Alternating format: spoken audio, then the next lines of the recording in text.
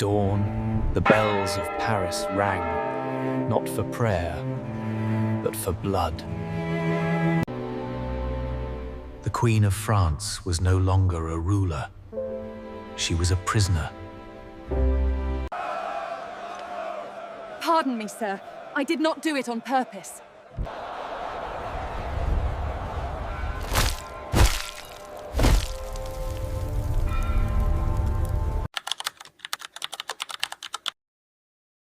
At dawn on August 10th, 1792, the air above Paris trembled with the sound of bells. From every church tower and barracks came the alarm, a call to arms that would seal the fate of the monarchy. Inside the Tuileries palace, Marie Antoinette rose from her bed not to a morning of luxury, but to the echo of chaos. The queen, who once walked through Versailles in gowns of silk, now listened to the marching of men who had once bowed before her. Outside, a sea of armed citizens, fédérés and National Guardsmen advanced toward the palace gates, shouting the cries of liberty. The Queen's world, built on ceremony and divine right, was collapsing brick by brick. In the grand halls of the Tuileries, the royal family moved like shadows. The king, hesitant, pale, indecisive, stood silent while the Queen whispered hurried commands to guards and servants. Through the thick air of panic, she tried to protect what little dignity remained.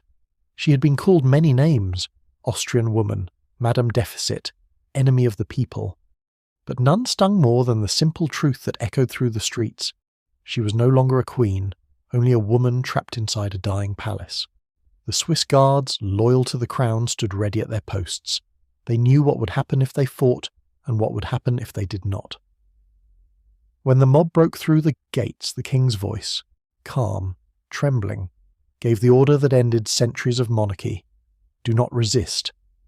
The royal family slipped out through the gardens, crossing paths with terrified servants and abandoned soldiers. Behind them, the Tuileries became a slaughterhouse. The marble steps ran red with blood as the Swiss were cut down to the last man. In those hours, France decided that kings would no longer walk its soil. The monarchy was suspended that same day, and the royal family was placed under guard, sent to the Temple, a medieval fortress that became their cage. Marie Antoinette, who had once ruled balls and banquets, now ate in silence beneath a dripping ceiling. The people outside sang songs of her downfall, mocking her Austrian accent and her pearls. Months turned into years. The city around her changed. Churches became stables. Palaces became prisons. But her hatred in the public eye only grew. The revolution needed villains, and she became its perfect ghost. When they took Louis away to be executed, she did not weep before the guards. Only when the cannon roared from the Place de la Révolution did she know she was truly alone. In the summer of 1793, when the door of her cell opened in the middle of the night, she already understood what it meant. The officials told her she was being transferred to the Conciergerie. She did not ask where or why. The streets were silent as they carried her through the sleeping city, once her capital, now her tomb. The Conciergerie waited like a monster by the river, its walls blackened with damp and death.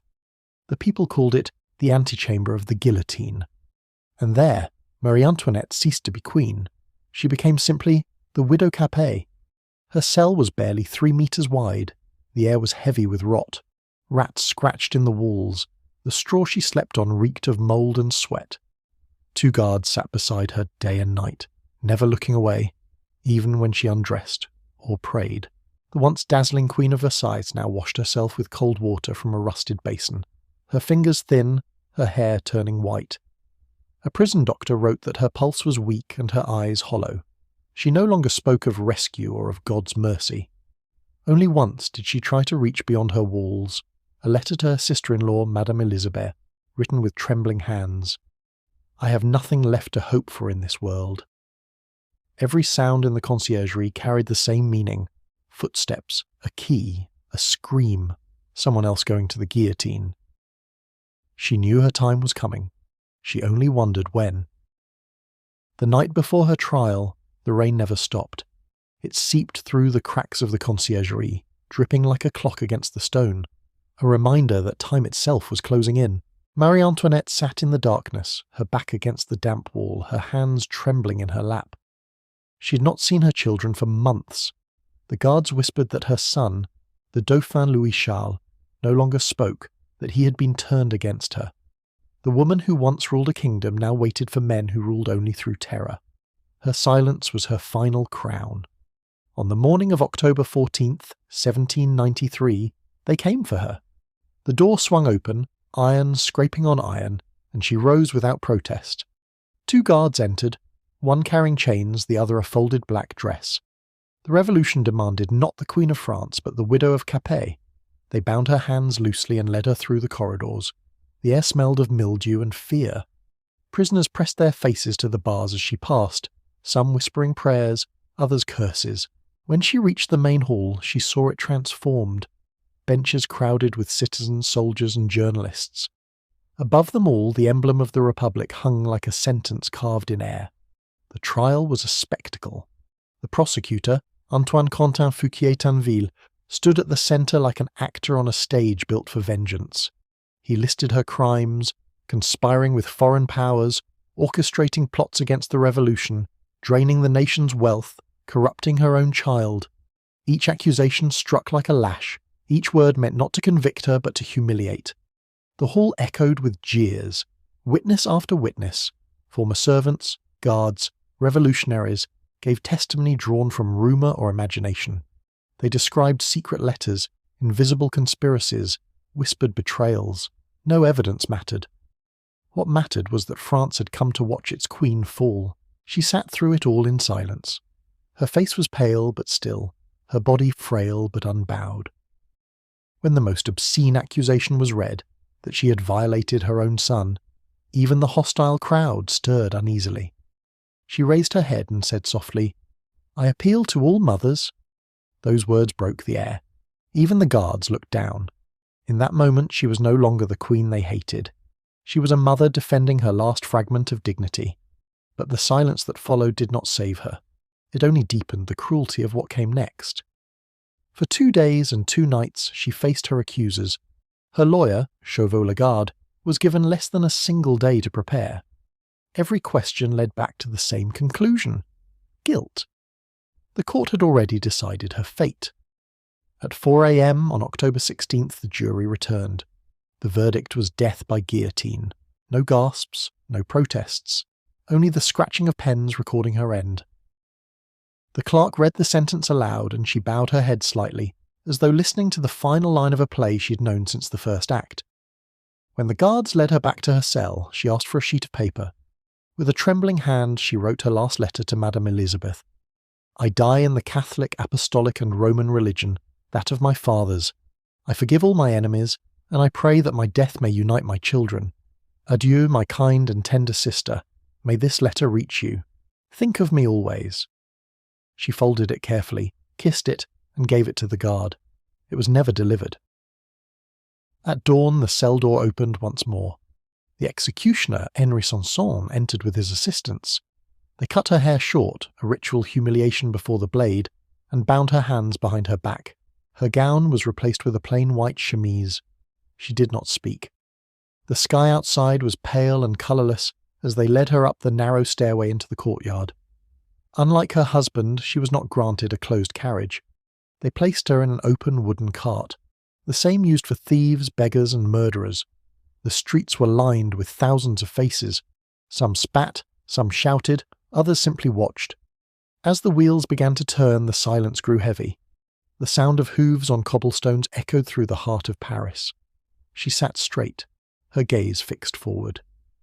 The crowd saw not the Queen of Versailles, but a frail woman whose dignity seemed untouched by filth or fury. Her white hair shimmered under the grey light. The cart rolled through the Rue Saint-Honoré, past the shop windows where her portraits once hung. Now they displayed caricatures of her hanging from a rope. The people who once bowed to her now threw insults, calling her Austrian wolf and traitor. But she did not lower her head. A witness wrote later. She looked neither to the left nor to the right, her eyes fixed toward the end of the road. The journey lasted more than an hour. Along the way, children climbed onto barrels to see her pass. Vendors sold pamphlets declaring her crimes. Priests were forbidden to bless her. When they reached the Place de la Révolution, the same square where her husband had died, the crowd surged forward. The guillotine stood at the centre, glinting in the morning light. She stepped down from the cart, her feet sinking slightly in the mud. The executioner guided her toward the scaffold. Her hand still bound, she stumbled once and accidentally stepped on his foot. Her final words were not a curse or a prayer, but a whisper of civility. "Pardon me, sir. I did not do it on purpose." At 12:15 p.m., the blade fell. The crowd erupted in cries of "Vive la République!" Yet among the roar, several witnesses noted a pause, a momentary silence as if the city itself had exhaled. The woman who had once been the symbol of monarchy, luxury and foreign intrigue was gone. Her head was shown to the crowd, then placed in a basket. Her body, stripped of identity, was buried in an unmarked grave at the Cimetière de la Madeleine, beside hundreds of others who met the same fate. No crown, no tomb, no name, only silence. Years later, when the Bourbon monarchy was restored, her remains were exhumed and reburied in the Basilica of Saint-Denis, beneath the vaults that held centuries of kings and queens. But even then her story refused to rest. To some, she remained the face of a corrupt regime. To others, a tragic figure, destroyed not by her sins but by the fury of history itself. Her fall marked the death of divine right and the birth of something far more unpredictable, the reign of the crowd. The revolution had claimed her body, but not her echo. Through every century since, her name has lingered, not as the queen who said, "Let them eat cake," words she never uttered, but as a woman who faced the guillotine with her head held high. In that final instant, stripped of her title and splendour, Marie Antoinette became something no one expected: human. The blade that ended her life also ended the illusion of the untouchable monarch. The woman who once embodied excess became a mirror for vengeance. The people thought her death would free them from tyranny, but it only opened a darker chapter. The terror devoured not just kings and queens, but poets, farmers, and the very men who shouted for blood. Justice turned to retribution, and revolution into silence. So the question remains, as it did that October day, was her death the triumph of the people, or the beginning of a new kind of tyranny, born from the same hunger for power it sought to destroy? As the cart rolled away from the scaffold, a woman in the crowd reportedly crossed herself and whispered, "God save her soul."